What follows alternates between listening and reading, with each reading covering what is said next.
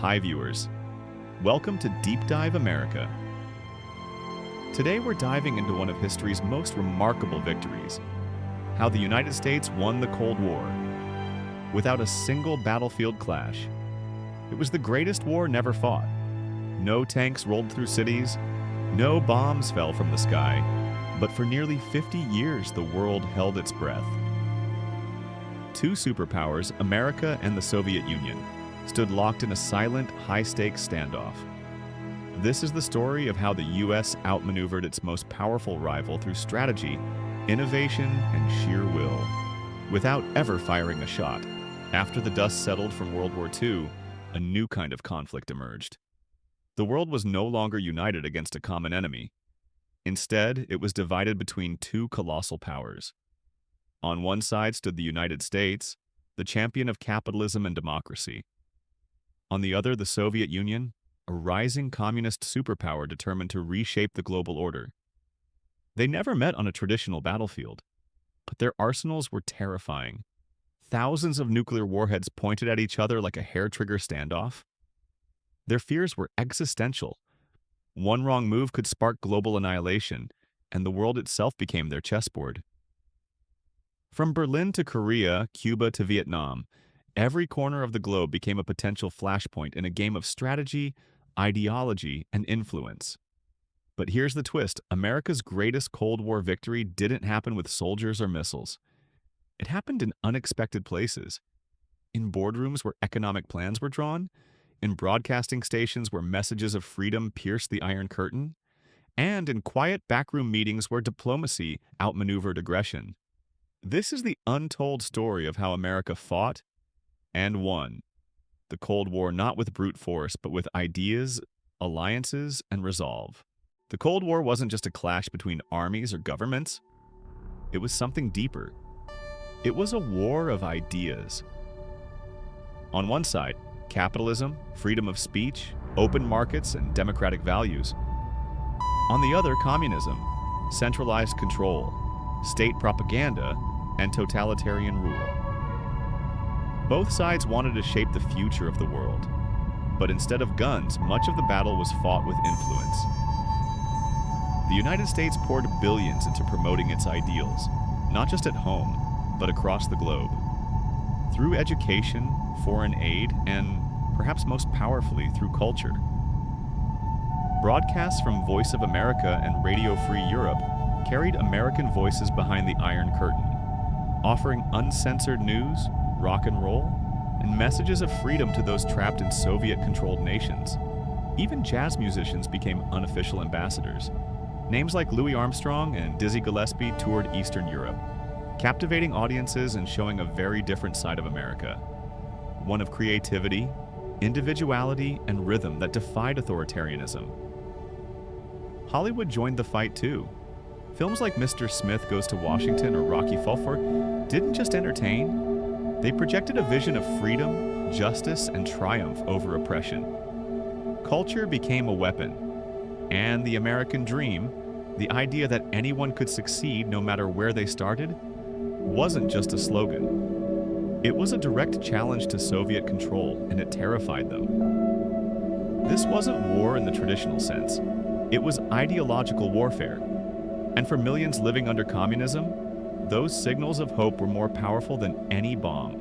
As the Cold War dragged on, the battle between the US and the Soviet Union wasn't just about ideology or influence, it was also about economics. And on that front, America had a secret weapon: capitalism. While the Soviet economy staggered under the weight of central planning, shortages, and inefficiency, the United States was thriving. Post-war America became a symbol of abundance. Suburbs grew, highways expanded, and shopping malls filled with every product you could imagine. From the outside looking in, the American lifestyle seemed like a dream, and the world noticed. Coca-Cola, Levi's jeans, rock and roll, these weren't just consumer goods. They became cultural icons, symbols of freedom, individuality, and prosperity. In places where the Soviet state controlled every aspect of life, something as simple as a pair of blue jeans became an act of rebellion. a glimpse into another world. In 1959, this economic and cultural rivalry took center stage in what became known as the kitchen debate. Standing inside a model American kitchen at a U.S. exhibition in Moscow, then Vice President Richard Nixon and Soviet Premier Nikita Khrushchev went toe-to-toe, not about missiles or warheads, but about washing machines and toasters. To the Soviets, these things seemed trivial. To Americans, they were proof of a better life. Everyday comforts that symbolized liberty and innovation. Because in the end, the Cold War wasn't just fought in war rooms or political summits. It was fought in supermarkets, showrooms, and living rooms. Refrigerators, cars, jeans, they told a powerful story. A story that, for many living under the grip of communism, meant more than tanks or treaties. And that's why sometimes a bottle of Coke could say more than 1,000 speeches. Beneath the headlines and public diplomacy of the Cold War, another battle raged, hidden from view. It was a war fought in the shadows, a silent conflict of spies, secrets, and sabotage. This was the domain of the CIA and the KGB, two of the most powerful intelligence agencies in history. Their battlegrounds weren't cities or nations, but people. Double agents, informants, and defectors became pawns in a global chess match where one wrong move could cost a life, or tip the balance of power. The U.S. launched high-altitude U-2 spy planes to gather vital reconnaissance over Soviet territory, until one was shot down in 1960, exposing America's hand. In Berlin, American and British intelligence dug secret tunnels under the city to tap into Soviet communication lines. A daring mission straight out of a spy thriller. And then there were the double agents, men and women who risked everything to pass secrets across enemy lines. Some were heroes, others were traitors. All were pieces in a game with no rules. In this invisible war, information was more valuable than any weapon. Knowing the enemy's next move, or feeding them false ones, could mean the difference between peace and disaster. The Cold War may not have exploded into global conflict, but make no mistake, battles were fought. Not with brute force, but with precision, patience, and paranoia. And in that shadowy world, America's ability to outmaneuver its rival helped shape the outcome of the entire conflict. While governments rattled sabers and leaders made grand speeches, something quieter, but far more powerful, was happening beneath the surface. People were watching, listening, wanting. Behind the Iron Curtain, millions of ordinary citizens lived under censorship, shortages, and strict control. But cracks began to form, and through those cracks, Western culture slipped in, like water through stone. American music, movies, fashion, all of it traveled underground. Smuggled cassettes of the Beatles and Michael Jackson were passed hand-to-hand in back alleys. Bootleg VHS tapes and forbidden books changed minds in quiet living rooms. Even the smallest taste of the outside world, when a pop song, a film, a pair of jeans, offered a glimpse of something different, something freer. And for many, it sparked a question. What if life could be more than this?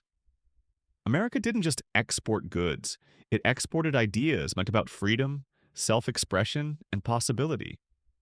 The U.S. didn't need to invade to make its mark. The revolution came wrapped in soundtracks, silver screens, and style. Long before the Cold War ended, America was already winning hearts and minds. Not with weapons, but with music, movies, and the radical promise of choice. In the 1980s, the Cold War reached a critical turning point, and at the center of it stood President Ronald Reagan. Reagan abandoned the strategy of containment and took a bold new approach. Confrontation. Not through direct conflict, but through overwhelming pressure. He ramped up military spending to levels the Soviets couldn't match. Billions were poured into advanced weapon systems and new technologies. Then came the Strategic Defense Initiative, a proposed space-based missile shield, quickly nicknamed Star Wars. To many, it sounded like science fiction, but to the Soviet leadership, it was terrifying. It suggested that the U.S. might soon be able to neutralize their nuclear arsenal, the cornerstone of their power. Reagan's strategy was clear. forced the Soviet Union into an arms race so costly, so unsustainable, that their economy would collapse under the weight. But while Reagan applied pressure from the outside, change was beginning to brew from within. Mikhail Gorbachev, the young and reform-minded Soviet leader, introduced glasnost, openness, and perestroika, restructuring. His goal was to save the system by loosening its grip. But those reforms had unintended consequences. Once people tasted freedom of expression, they demanded more. Once state control loosened, old tensions resurfaced. The Soviet Union, already strained by debt, war in Afghanistan, and an outdated economy, began to crack. Not with a bang, but from internal decay. The Cold War wasn't won in a single moment or by a single man, but Reagan's aggressive strategy, combined with Gorbachev's fragile reforms, set the stage for the Soviet collapse. It was the beginning of the end for the USSR, and the final chapter in a global standoff that had lasted for nearly half a century. By 1991, the unthinkable happened. The Soviet Union, once one of the most powerful empires on Earth, ceased to exist. Not because of invasion, not because of bombs or bullets. It collapsed from within. Decades of economic strain, political unrest, and a population hungry for freedom finally brought the Cold War to a close. And when the dust settled, America had emerged victorious. But it hadn't won through conquest. It had won through a different kind of warfare, a long game of patience, persuasion, and relentless pressure. This wasn't a traditional victory. It was something quieter, deeper, a silent victory, one that unfolded in whispers and choices and ideas, and in the hearts and minds of millions who began to believe a better life was possible. And it changed the course of history. Forever. If this story made you think, share your thoughts in the comments. We'd love to hear your take. And don't forget to like, share, and subscribe to Deep Dive America for more mysterious and historical documentaries that reveal the truth beneath the surface.